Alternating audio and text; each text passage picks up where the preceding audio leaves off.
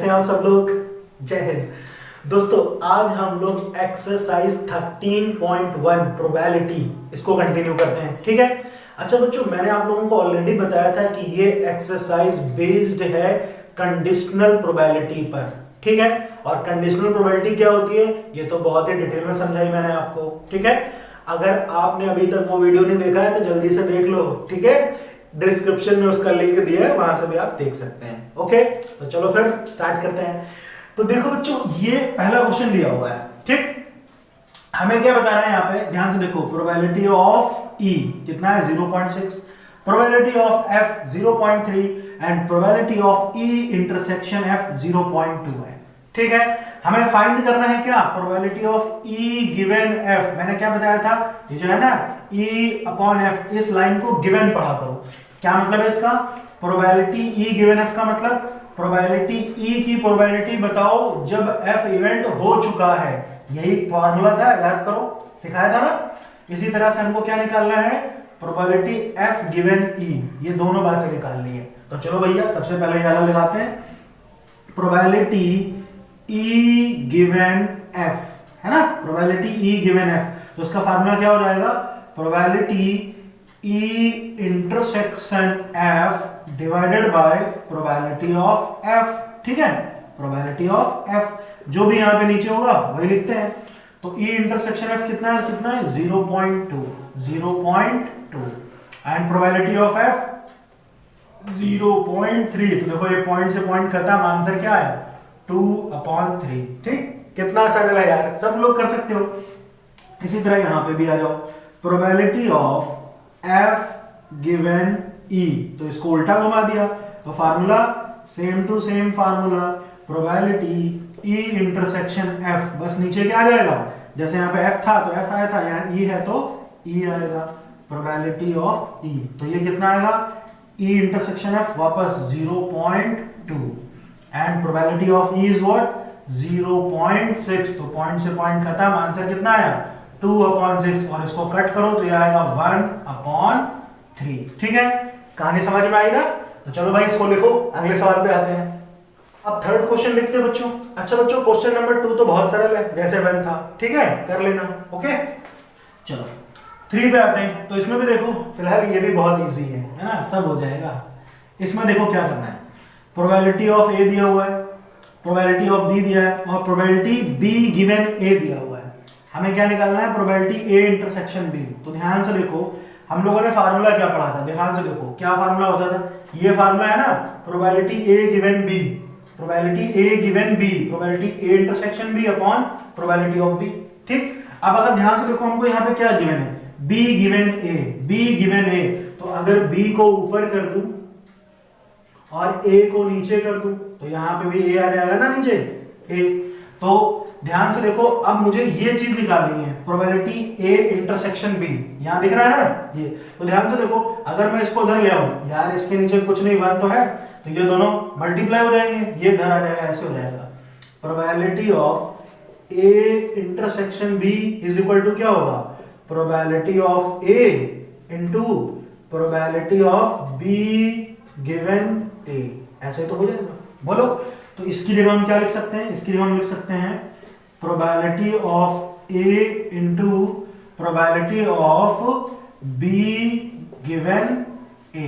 कहने का मतलब है जो चीज गिवन है उसी से बनाओ। तो प्रोबेबिलिटी ऑफ ए कितनी है 0.8, प्रोबेबिलिटी बी गिवन है कितनी है 0.4 और इसको मल्टीप्लाई करोगे तो कितना आएगा 8 4 32, तो ये आएगा 0.32। बोलो, कहानी समझ में आई, ठीक है ना। तो ये आ गया समझ में। अच्छा, उसके बाद क्या चाहिए, प्रोबेबिलिटी ए गिवन बी चाहिए हमें, ए गिवन बी। चलो भैया प्रोबेबिलिटी ए गिवन बी निकाल लेते हैं। ये तो समझ में आ गया होगा ना, इसको यहां पे लिख देता हूं मैं 0.32, ठीक है, ये हो गया। अच्छा, अब देखो हमें क्या चाहिए, प्रोबेबिलिटी ए गिवन बी। तो ए गिवन बी वापस आता है, फार्मूला तो मालूम ही है, क्या होता है, probability A intersection B, probability of A intersection B upon probability of B, ऐसे तो होगा ना, ए इंटरसेक्शन बी। चलो तो भैया अब ध्यान से देखो, ए इंटरसेक्शन बी तो निकाल लिया अभी हमने, क्या निकला 0.32, तो यहाँ पे लिखते हैं 0.32 divided by probability of B, B कितना है 0.5, 0.5। अब ध्यान से देखो, इस पॉइंट को अगर यहाँ से हटाएंगे, इस पॉइंट को यहाँ से हटाएंगे तो यहाँ पे एक जीरो और बढ़ जाएगा, तो ये हो जाएगा 32/50, ऐसे हो जाएगा कि नहीं हो जाएगा। और इसको कट कर लो यार, इसको कट करो, तो इसको कट करेंगे 2 से करते हैं, तो यहाँ पे 16 आएगा और यहाँ आएगा 25, तो 16/25 हो गया। इतना क्लियर है? अच्छा, अब देखो बेटा यहाँ पे तीसरी चीज क्या पूछी है, probability of A union B. तो याद करो, आप लोगों ने एक फार्मूला पढ़ा था क्लास 12th में, सॉरी क्लास 11th में, चैप्टर नंबर 1 था ना, सेट्स, उसमें पढ़ा था क्या, हमें पहले यहाँ पे लिख लूं क्या फाइंड करना है, प्रोबेबिलिटी ए इंटरसेक्शन बी। तो हमने देखो एक फार्मूला पढ़ा था, ध्यान करो ऐसा कि A union B is equal to क्या होता था, ये होता था यहाँ पे नंबर होता था, number of element of A union B, तो होता था number of element of A, number of element of B minus number of element of A intersection B. याद आ रहा है इसका फार्मूला? अब यहाँ पे प्रोबेबिलिटी की बात बोली है, तो भैया प्रोबेबिलिटी की बात बोली है तो जहां पे एल लिखा है वहां पी लिख दो, probability A intersection B, sorry A union B, probability of A, probability of B minus probability of A intersection B. आई बात समझ में? ये फार्मूला हो गया। तो चलो भैया इसको रखो, ये हमें निकालनी है ना, इसकी वैल्यू तो चाहिए। तो क्या लिखेंगे, प्रोबेबिलिटी ऑफ ए ये कितना है 0.8 plus probability of B 0.5 minus A intersection B, ये कितना है, ए इंटरसेक्शन बी यहां निकाला था ना मैंने, ए इंटरसेक्शन बी 0.32 और इनको जोड़ लो, ये कितना आएगा 8 और 5 13, तो ये हो गया 1.3 माइनस 0.32, और इसको माइनस कर लेते हैं ऐसे 1.3, यहाँ कितना है 0.32, इसके पीछे ऐसे लिख दो 0, 10 माइनस 2 8, यहाँ कितना बचेगा 12 माइनस 3 9, ये हो गया 0, तो कितना आया 0.98। ठीक, तो ये कहानी समझ में आई। फार्मूला ये वाला भी ध्यान रखना है ना। वैसे ये फार्मूला अगर आपको नहीं याद आ रहा हो तो आराम से इसको लिख लो फटाफट। ठीक है, इतना क्लियर है? चलो अब इसको करो नोट, अगले सवाल पे आते हैं। देखो बच्चों, क्वेश्चन नंबर 4, देखो इसमें क्या कहानी है। ठीक है, इसमें आपको फाइंड करना है probability of A union B. ठीक, तो अभी मैंने बताया था ना कि probability of A union B का फार्मूला क्या होता है। ठीक है, अच्छा इसमें देखो कुछ चीजें दी हैं, पहले इनको समझ लो फिर इसको सॉल्व करते हैं। तो यहाँ पे एक चीज देखो बच्चों, प्रोबेबिलिटी ऑफ, देखो यहाँ पे क्या लिखा है 2 into probability of A is equal to probability of B is equal to 5/13। इसका मतलब तो समझ में आया ना कि प्रोबेबिलिटी ऑफ बी इतना है और 2 इंटू प्रोबेबिलिटी ऑफ ए, ये सब पूरा इसके इक्वल है। तो यहां से देखो मैंने ऐसे लिखा 2 into probability of A is equal to 5/13, ये पूरा इसके बराबर है। तो यहां से अगर मैं प्रोबेबिलिटी ऑफ ए निकालूं तो 2 इधर आ जाएगा नीचे ऐसे 5/13 इंटू 2, तो 13 2 सा 26। ठीक है भाई, तो ये हो गया प्रोबेबिलिटी ऑफ ए। और प्रोबेबिलिटी ऑफ बी तो गिवन है, वो भी कितना है, प्रोबेबिलिटी ऑफ बी 5/13। ठीक, अच्छा अब देखो बच्चों यहां पे क्या दिया है, प्रोबेबिलिटी ए गिवन बी ये दिया हुआ है। तो इसका फार्मूला तो हमने पढ़ा हुआ है, ये देखो प्रोबेबिलिटी ए गिवन बी क्या होता है, प्रोबेबिलिटी ए गिवन बी, तो ये कितना है 2/5 इज इक्वल टू क्या होता है, प्रोबेबिलिटी ए इंटरसेक्शन बी, तो probability of A intersection B upon probability of B, तो प्रोबेबिलिटी ऑफ बी कितना है 5/13, तो यहां पे लिख लेते हैं 5/13। अच्छा ये 13 तो ऊपर चला जाएगा, तो इसको मैं डायरेक्ट लिख दूं, चलो इसको लिख देते हैं 13 आ गया ऊपर। ठीक, अब यहां से इसकी वैल्यू निकालनी है हमें, तो यहां पे देखो एक चीज 5 से 5 कैंसिल हो गया, ये निकालूंगा तो कितना आएगा, probability of A intersection B, ये 2 नीचे आ जाएगा, तो ऐसे हो जाएगा ना ये 13/5। बोलो यहां पे देखो ये इधर आ गया और ये इधर, तो अच्छा ये उल्टा हो जाएगा 5/13, कितना हो जाएगा 5/13, 5 नहीं 2 है, सॉरी 2/13। ये कहानी समझ में आई? बोलो आया ना। इसकी वैल्यू निकाल ली मैंने, ये इधर मल्टीप्लाई हुआ इधर मल्टीप्लाई हुआ, 13 नीचे आ जाएगा।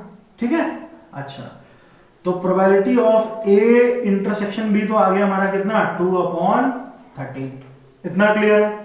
चलो भाई, तो अब मुझे ये चाहिए प्रोबेबिलिटी ए यूनियन बी। तो इसका फार्मूला याद करो, अभी मैंने बताया था ना क्या होता है फार्मूला, कि probability of A union B is equal to probability of A plus probability of B minus probability of A intersection B.